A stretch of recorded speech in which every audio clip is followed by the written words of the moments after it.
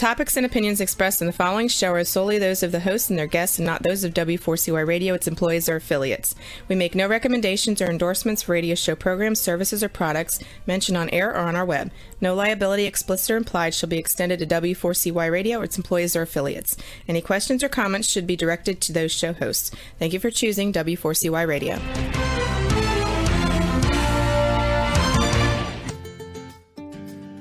Are you ready for Insights to Incite?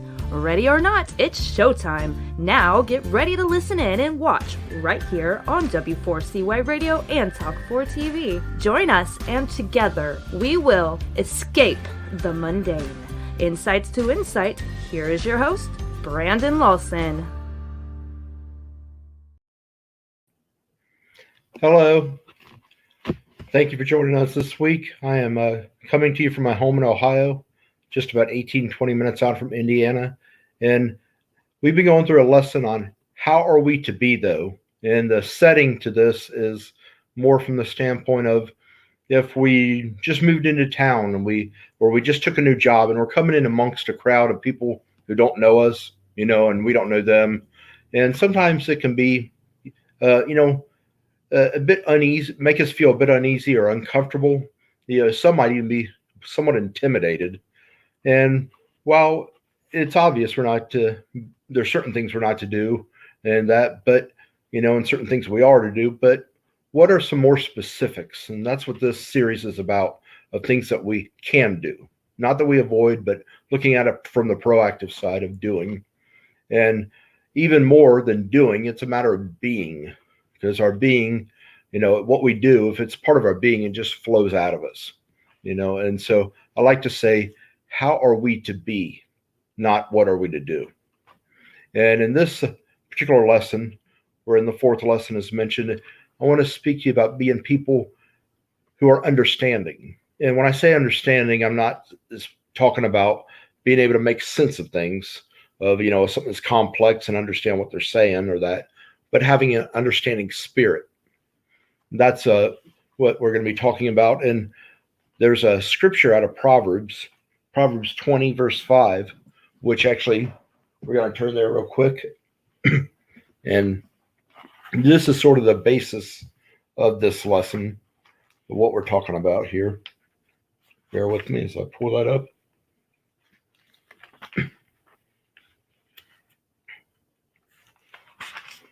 In Proverbs 20, verse 5, it says, "Counsel in a man's heart is deep water."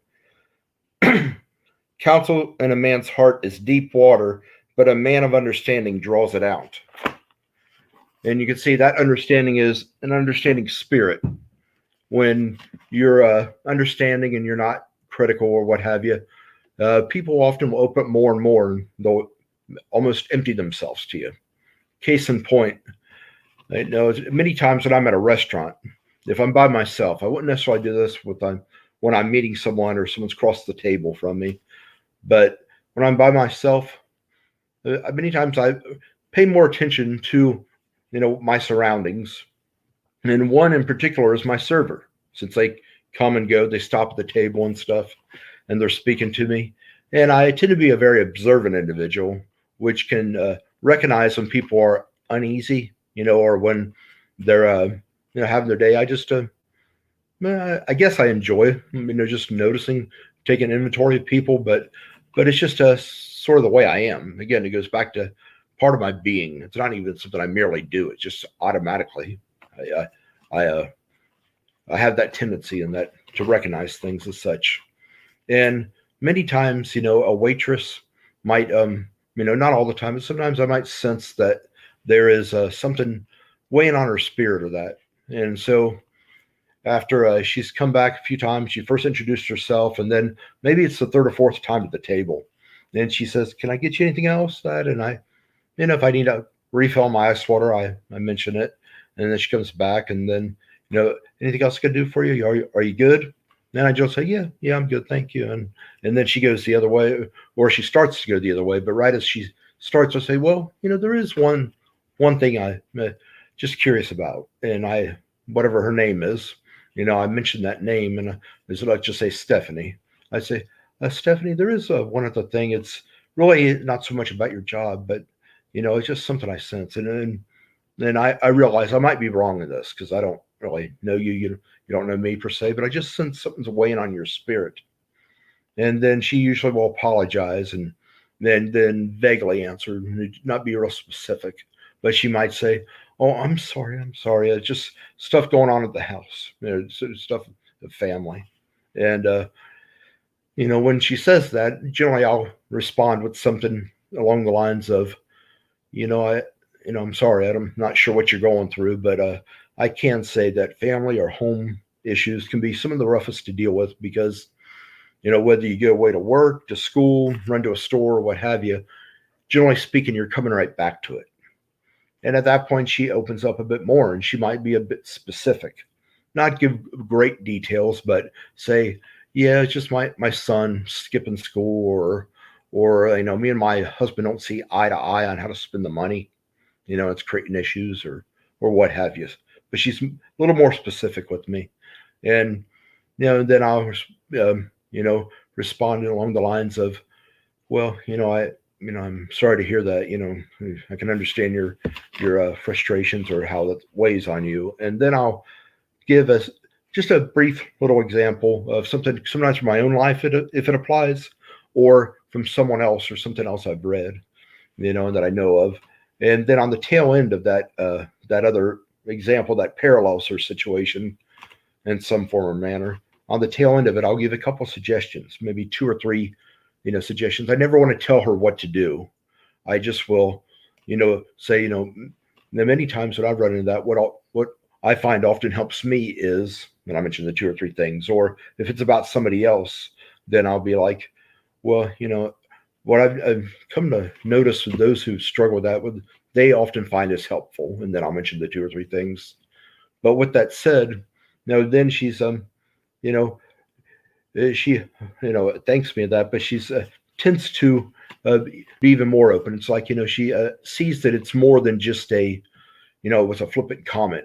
I actually do care because you can tell by the follow up questions or the follow up feedback that I give, but she ends up opening more and more, and I've even had some people start weeping, crying, bawling in tears, and put their arms out to hug me, and what is happening there is being, first of all, people generally speaking are better at opening up to people about their issues to those who don't know them because you don't have the backdrop of the story, you don't know their background or all the other stuff that's already happened.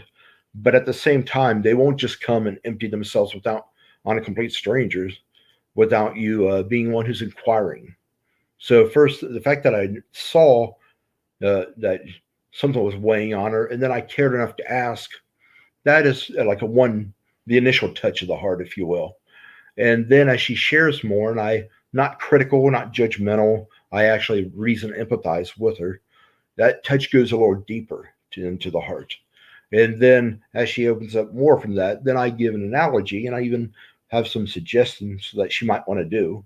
Again, I'm not there to tell her what to do, but I will suggest some things that she may want to do. And that's received much better than me acting like I'm the one that she's to listen to. I just suggest it.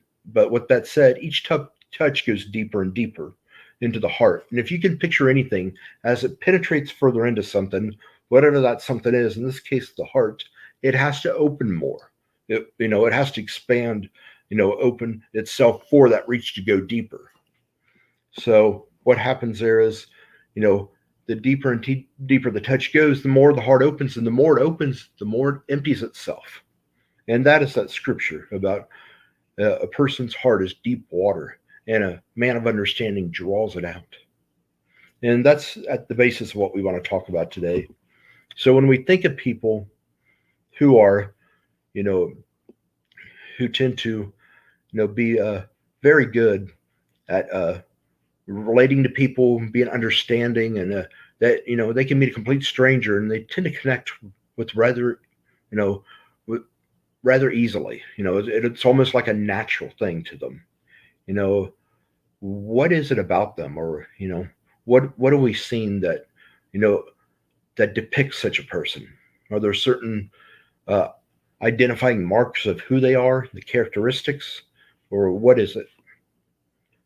Well, I have some things I want to share with you along those lines.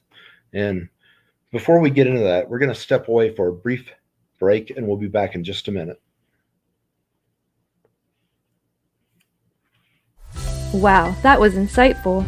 Stay tuned as we go on a quick break, and we'll be right back with more Insights to Incite right here on W4CY Radio and Talk 4 TV. Are you seeking a speaker or coach who speaks life into your people? If so, look no further. Brandon Lawson is one who will inspire and motivate his audience, as well as empathize and relate to all. Reach out to Brandon and let him be your speaker and life coach by sending an email to brandon@connectandimpact.net or calling him at 513-520-7597. Brandon looks forward to speaking with you, to you, and for you. Let's connect and impact today. Insights to Incite, a real show with real-life messages. This show, which can be found on radio, TV, and our podcast, gives us insight to incite us to action and to excellence. Watch and or listen to Insights to Incite live at noon Eastern Time every Thursday on W4CY Radio and Talk 4 TV. Check out our past episodes on iHeartRadio, YouTube, or anywhere you listen to your podcast. Join us each week, and together we will escape the mundane. We are back with more Insights to Incite, so get ready and tune in to listen and watch. Now, once again, let's join Brandon Lawson.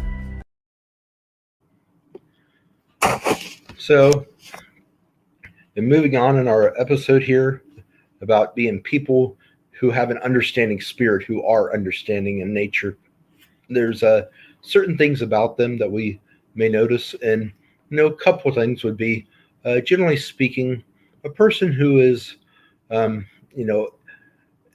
very understanding spirit in that they love people. I mean, because you have to want to understand someone to truly be effective in doing so. And you could say that they're, many cases, I mean, it doesn't mean they're always, but more often than not, you find they generally are a positive individual, and they have they have humility is ingrained in their personality and who they are. These are some of the things you'll notice, and I believe they've also learned certain things and of how to go about the nature of being understanding toward others. And some of these things aren't just inherent within them. Perhaps for some people, none of them are. Some people, they are. It's sort of like a natural gift of theirs. Others not so. But I want to share with you, different things that we can do, that you can do as well as myself, to train ourselves. Practical steps we can make so that we'll train ourselves to be people of an understanding spirit. And of these 5 things, you'll notice the word train, and of course we're speaking of it more from a verb than a noun. And that, but first of all, people who are have an understanding spirit, they think differently. That's one thing you'll notice. They think differently, and there's 2 parts to the way they think, or 2 elements that come into play, and that is, they perceive and they sort. And when I say perceive, I mean, what I'm getting at is they look beyond just the surface many times. They're able to see beyond what's being said to what the hidden meaning is. And a lot of that is how they perceive, the individual. And within that perceiving, it leads to other stuff. For instance, how we see someone or see a certain scenario, that is how we perceive it, would dictate what we think of it. And as we think of it, that thinking, our thoughts create this picture. So the seeing, something has to do with the perceiving of such, and from that we'll formulate this thought or this picture in our mind. And that picture that we draw, that comes to mind within us, will in turn, go a long way toward the opinions we draw of that individual, or what we conclude to be what's going on, or what's happening, or what the issue is. And when it comes to this sorting, these people, they're able to sort the things that they need to hold on to, that they need to incorporate into the thoughts, and bringing about what they would do, or what kind of picture that's created. But they also throw out certain things. There's some things that are trivial, and those things might even be a negative, but they realize it's not something that is worth really harping on, or even taking into account, because they recognize how that could alter their perception, and then in turn cause them perhaps to have an attitude that wouldn't be helpful, may even be detrimental. And so they sort. You may have heard that expression of, pick out the meat and throw away the bones. You might say that they find out what's important and then what's not important, and they separate that which is important from the unimportant, and they focus on what is important. But that's at the heart of what they do. And as I mentioned about, they many times will look beyond the surface, or listen for something that more than what's being said. What is that person really trying to convey, or what is the issue? Many times it may not be spoken so much in words, because for one, that other individual may not even know what that is. Yet at the same time, you can pick up, and you may be able to help. After picking up on what the issue is, you may be able to help that individual to recognize what's going on, and you can help bring that to light through questions you ask them. And we'll hint at that some more a little bit later. But the first thing is, they think differently. And as we consider this, when it comes to ourselves, do we have this kind of mindset? Do we think as such? Do we pick out the meat and throw away the bones? Do we focus on what's really important, and give ourselves to really want to understand, and want to demonstrate that individual who actually cares? Is that something we do? Is it not? Just thoughts to consider, and maybe have perhaps to you need to do that, and we need to think differently. So that's the first one. Then the second thing they do is they reserve judgment. Yes. Now you could say they wait. They hold off before drawing a conclusion, or before they don't right at the outset think they know the individual.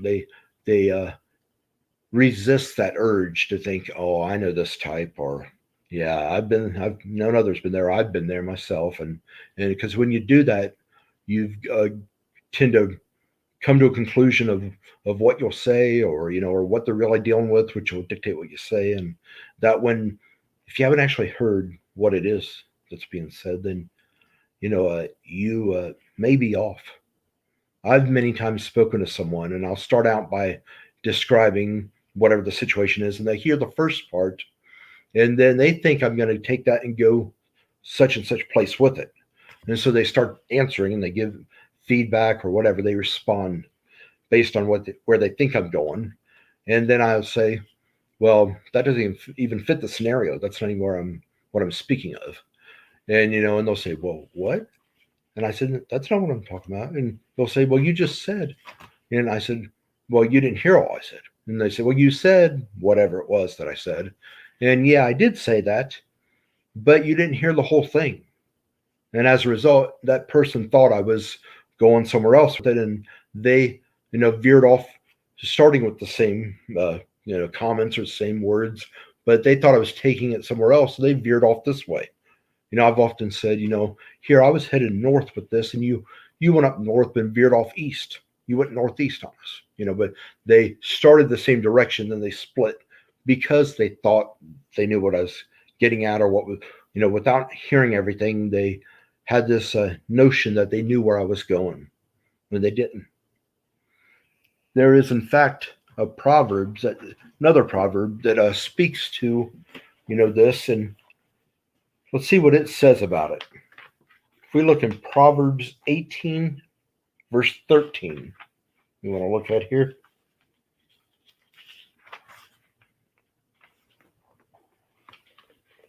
It tells us, the one who gives an answer before he listens, this is foolishness and disgrace for him. Some translations say it is folly, or it says he is a fool. And we don't like to think of ourselves as fools or, being foolish or disgraceful, and that and stuff. So, but at the same time, neither does that person who's trying to share with us appreciate someone cutting them off, for one. And then, especially when they start heading a direction that the individual wasn't even going in what they were trying to tell us, it can be, it's not always unnerving. It's not always that bad, but still, it's unfriendly. And we like people to be friendly. I know myself, and I'm sure you're the same. You don't want to be around someone who's rude. You appreciate those who are friendly. And one of the ways we show real friendliness is by being a good listener. And that has to do with this reserving judgment. But why is it, they reserve judgment?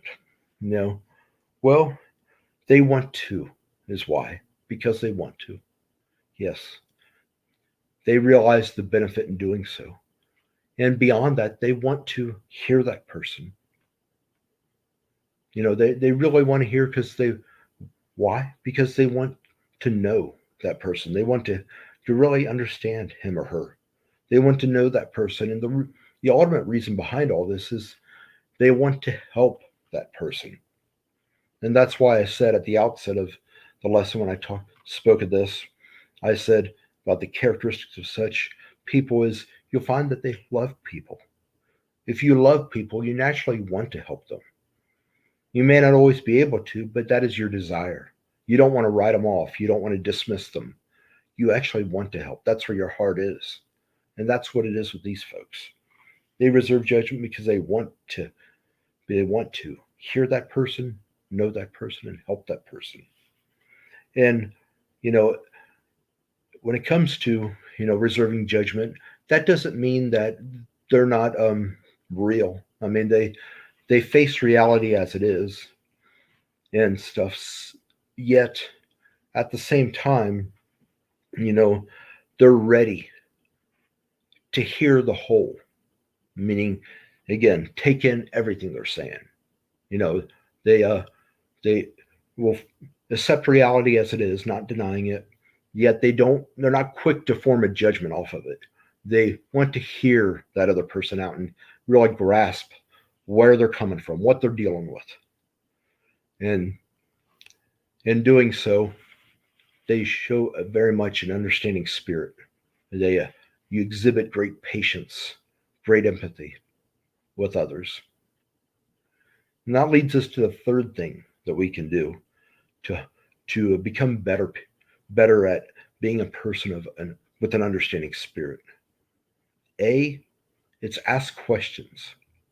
And at the first letter we covered on the, thinking differently, I mentioned about, perceiving and sorting, and I talked about, they want to know deeper in that. And the way we often able to grasp the deeper and looking beyond the surface and seeing the, what it is that they're really trying to convey that maybe they haven't spoken exactly.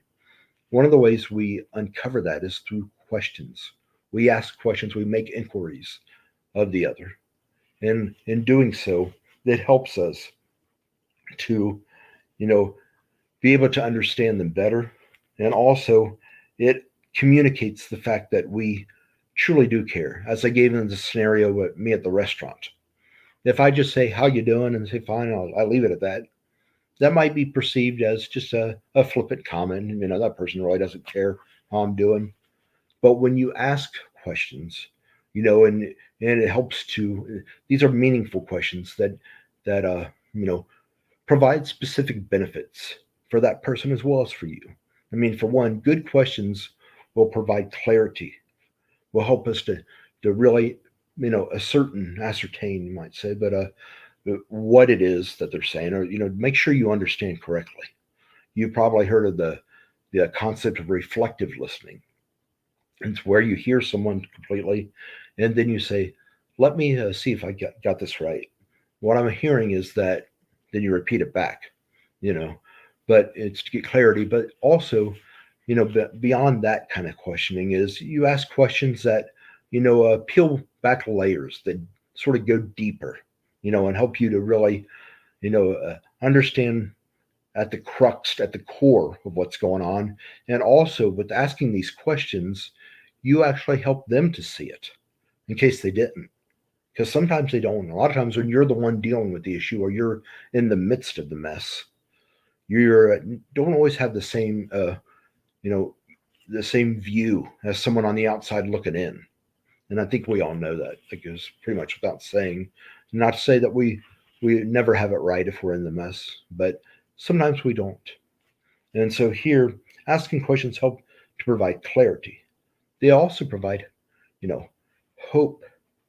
They give hope to the person if you get the right questions that, especially the kind that, as I mentioned, help to help enlighten them to where they can see the situation. There's a sense of hope building that comes out of that because, if they can see what the issue is now, they can actually, do something to try to work at overcoming it or resolving it or not having to live in the mess or in having to continue to have such problems, and so as a result, there's a hope that comes out of it. And what we find in that, as that hope rises up, is we see that, there's, you can even see an expression on their face or just their whole posture. It's almost like a weight's lifted off of them. There's a relief there.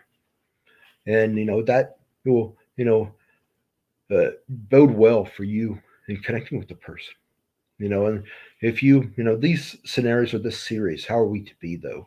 If it's just an initial, person you encountered, and they introduced themselves, but had no more to do with them, some of these may be beneficial to you. Some of the lessons in the series, others may not even come into play. But let's say you meet someone and then you say, you got time to get together for lunch, get together for coffee, what have you? And then you come and you sit down and you have more time together. You're with each other for 40 minutes or maybe it's a little over an hour.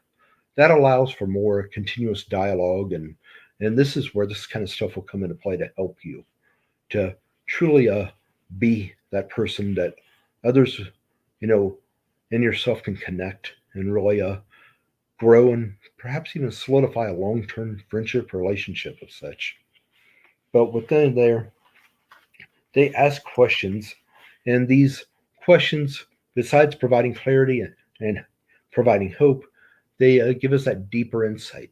They give deeper meanings, as mentioned, as to what we have going on and what's the issue. So, with that, our next letter we're looking at is I. And people who have an understanding spirit, they've they've learned the benefit of being interested in you, interested in that person, other people. It's one of those things that we as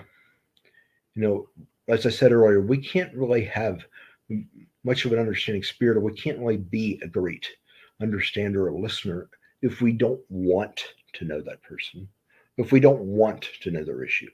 If our attitude is, don't make your problem mine, well, then that spirit's tainted. You're not going to have the right spirit, or you're going to have, issues even wanting to even stay in there as they're going on. You're going to want to cut them off. You're going to want to chime in instead of hear them. We need to be interested in them. And with that said, it is a fact that, the fact of the matter that to actually understand a person, we have to want to understand them. But that brings me up to the German theologian Hans Kung, who said, "We must first seek to understand and then to be understood." And I like to say in that respect that, we seek to understand others when we're interested in them and their well-being. And I include in there their well-being, because this isn't about being nosy or wanting to know personal matters of them. This is about, helping to understand where they're coming from. If somebody's hurting, somebody's dealing with an issue, and they come to you, or maybe they just, you being pretty much a stranger. This is your first time you sit down together at the coffee shop. They might feel more comfortable opening up to you about something, especially if they perceived you to be open, receptive, non-judgmental. Those are elements of trust that you've already built in a very short period of time. And it's enough that they might seem it's a bit awkward to come and say this to someone they hardly know, yet at the same time, it might be easier for them to do so compared to someone who knows a lot about their situation. And so they open up, and and this is where, if you really, want to know others, if you really care, if you're really interested, then that will help you to be a person who will understand.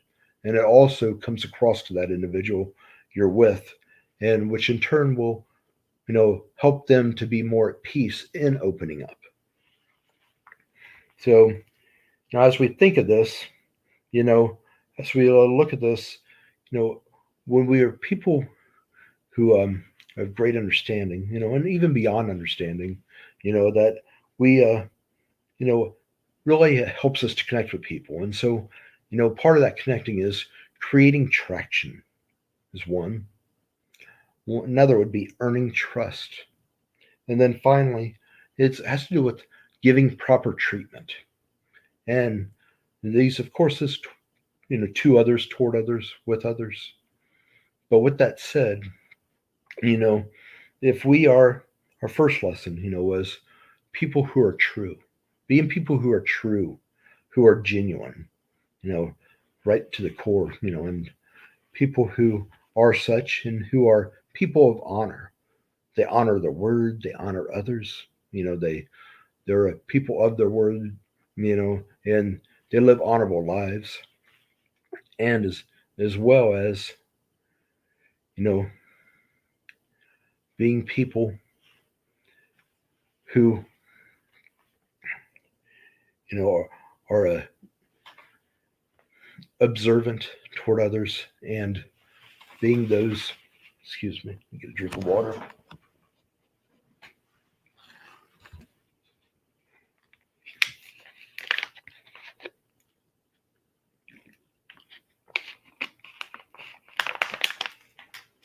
Being people who are open, not necessarily open booking where you tell everything to a stranger, but where you're open in terms of you do not stereotype. You're open and you're receptive of others. You don't cast judgment. You don't, start grouping people in certain categories, but you're open, receptive. You receive them to find out who they are. And then being a person of an understanding spirit, as such, it will help us to create traction as a way of making ground, making progress, moving toward the outcome we desire. And then it'll help us to not only create traction, but to earn trust with others, being people of such. And as I said before, help us to give the proper treatment to others, and to know how we are to be. And so, as we think of that, where we stand, on that, how are you?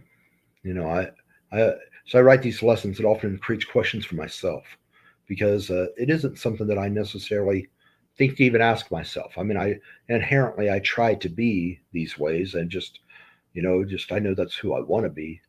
But unless I have questions or something specific where I'm intentionally trying to make this a part of my life, many of these things don't even come to my mind from day to day. That I don't purposely ask myself and, and say, where am I headed or what have I done, that would be this type of person, or that would, cause me to be something that's quite the opposite, but I want to truly understand people, and you want to be interested, and that being interested, you know, that's where that deeper meaning comes, and that asking questions. And I want to share with you a quote from the author Herb Cohen. I've always loved this quote, and I think it uh, speaks well to what we're trying to say, and how being interested in a person, as well as asking questions and reserving judgment, and thinking differently, will help us in this respect. I love this quote from Herb Cohen, who said, "Effective listening requires more than hearing the words transmitted. It demands that you find meaning and understanding in what is being said. After all, meanings are not in words, but in people." I love that, and that, especially that ending. Meanings are not in words, but in people. We often think of words having the meaning, the definition, but when a person's talking, as I said earlier about, they, whatever they're saying, there may be something more there that's not so much being spoken outright. They don't say that exact thing, but if you listen closely, you can recognize what the real issue is. You can recognize, the meaning that's sort of hidden behind the initial, behind the words that are spoken. There's something more there, and that meaning is found in the individual, not in the words all by themselves. So as we think of that, what are we doing?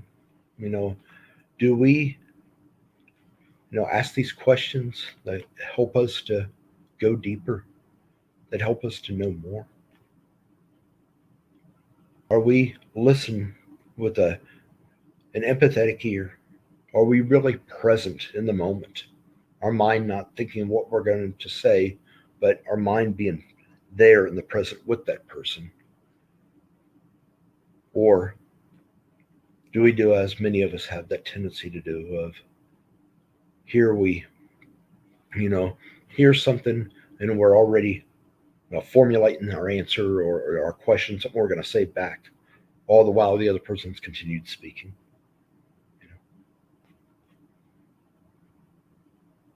So that's the first four. First is they think differently. That's T. R, they reserve judgment. A, they ask questions or make inquiries. And I, these people who have an understanding spirit are interested in you and the other individual. They really want to know you. They're really interested in you. And as a result, they naturally will seek to understand you. Then we come to our last letter in the word train, the letter N. But before we get into that, I want to step away for just a brief moment, and we'll be back here shortly. Wow, that was insightful. Stay tuned as we go on a quick break, and we'll be right back with more Insights to Incite right here on W4CY Radio and Talk 4 TV. Are you seeking a speaker or coach who speaks life into your people? If so, look no further. Brandon Lawson is one who will inspire and motivate his audience, as well as empathize and relate to all. Reach out to Brandon and let him be your speaker and life coach by sending an email to brandon@connectandimpact.net or calling him at 513-520-7597. Brandon looks forward to speaking with you, to you, and for you. Let's connect and impact today. Insights to Incite, a real show with real-life messages. This show, which can be found on radio, TV, and our podcast, gives us insight to incite us to action and to excellence. Watch and or listen to Insights to Incite live at noon Eastern Time every Thursday on W4CY Radio and Talk 4 TV. Check out our past episodes on iHeartRadio, YouTube, or anywhere you listen to your podcast. Join us each week, and together we will escape the mundane. We are back with more Insights to Incite, so get ready and tune in to listen and watch. Now, once again, let's join Brandon Lawson. Okay, here we are down to our last letter in the word train. We talked about this and looking to give 5 specifics of what people who have an understanding spirit, what it is, not only what it is about them, but what are some things that we can do if we want to grow in this area. We want to become more understanding of others. And our last letter, N.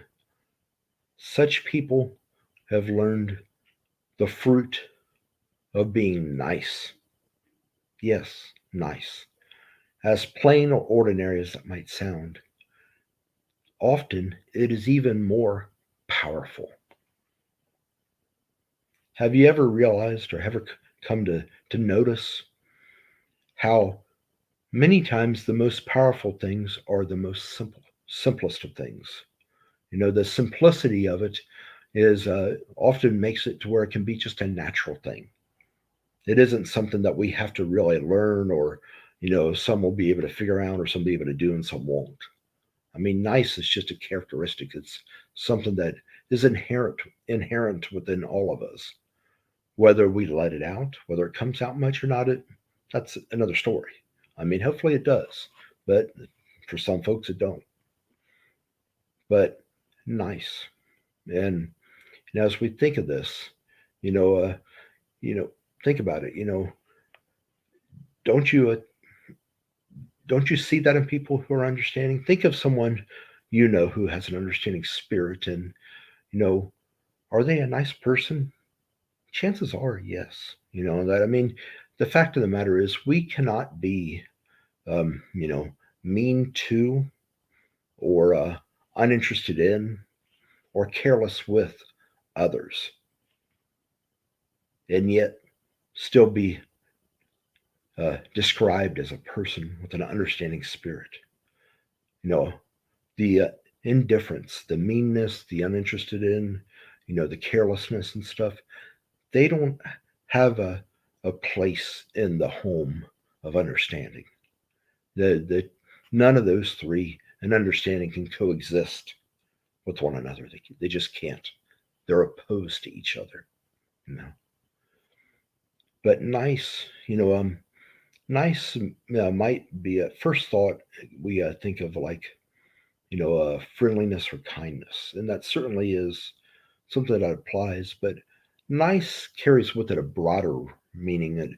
It often can be used interchangeably to describe other characteristics besides kindness or friendliness. You being patient. People might say, it's very nice of you to hold out and to be kind and allow me to finish. So nice is patience. Nice could be a form of grace. You showed grace by overlooking that the offense of that, what that other person did to you, or so nice can be graciousness or showing grace. Nice comes in many different forms, and that we'll find. And with that said, sometimes I think that I think we all know this if we stop and consider it. But as we go through life, if we don't really stop and intentionally ask ourselves or remind ourselves, we tend to think that small little things don't carry much weight. They don't mean all that much. They don't. It's not much to it. Anybody else could do that. So am I really making a difference if I do it? But the fact of the matter is, small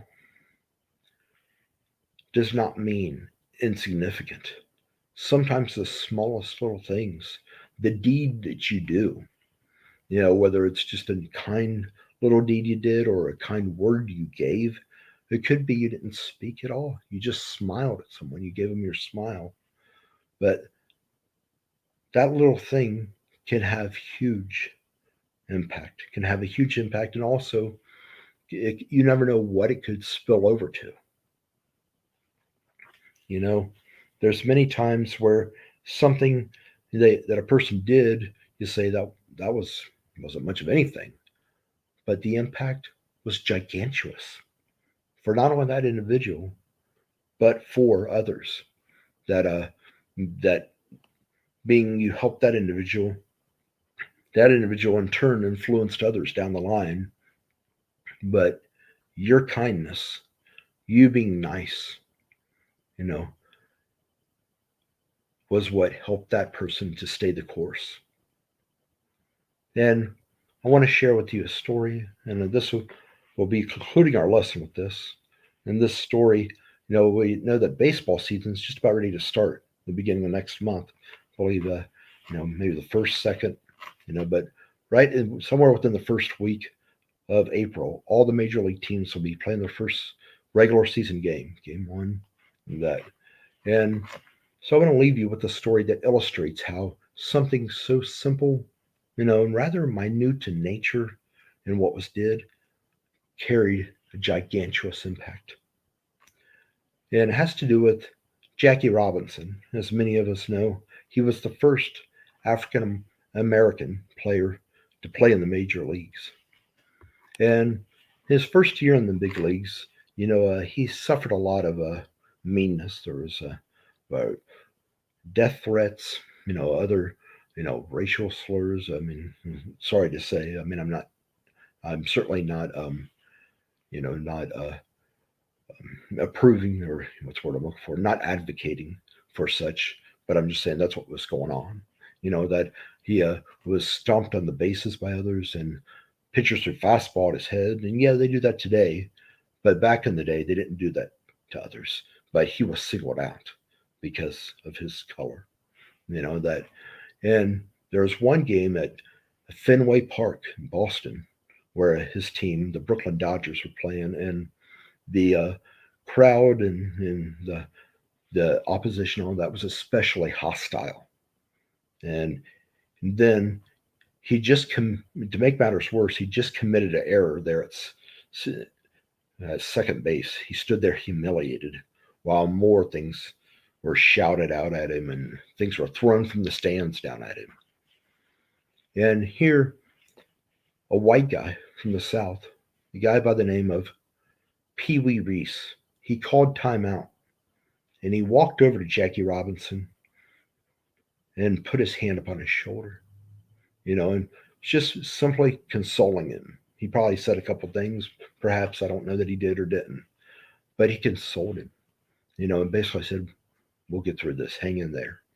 Whether he said those in words or just that act of demonstration, he was, saying, we got you, and Jackie Robinson went on to be one of the greatest players in Major League Baseball history.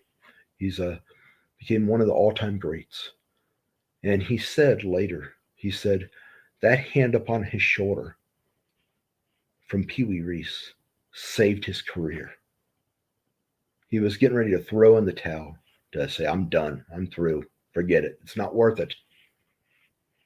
But that little gesture, that little taking the time out, coming over to Jackie Robinson, because in the day, for a white to console a black, that was unheard of. I mean, in fact, you had no association. One race stayed with their crowd, another race stayed with their crowd. It was very segregated, as we know. And yet, here, Pee Wee Reese took notice of all the things that were being done to him, all the unfair treatment, all the unjust criticism, evil that was being thrown, being shouted, being, the threats made of him, made of for his life and stuff. And he said, I'm not going to be like the rest.